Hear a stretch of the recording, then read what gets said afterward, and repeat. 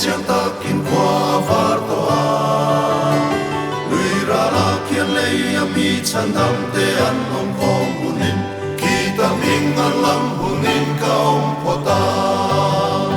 kita ming an lam hun chuanin kita ming an lam hun chuanin kita ming an lam hun chuanin kita ming an lam hun chuanin ka oma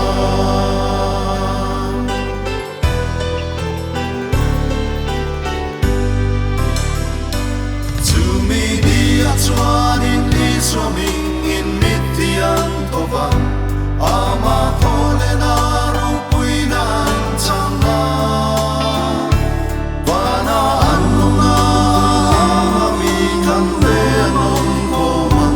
kita ming an lam hunin ka om pota kita ming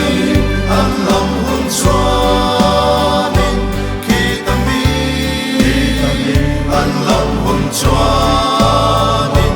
kita ming an lam hun chuanin kita ming an lam hun chuanin ka oma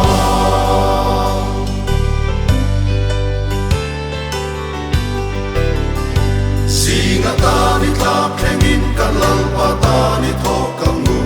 a mangai na mak song song ni shil lam nu tin kan ni kan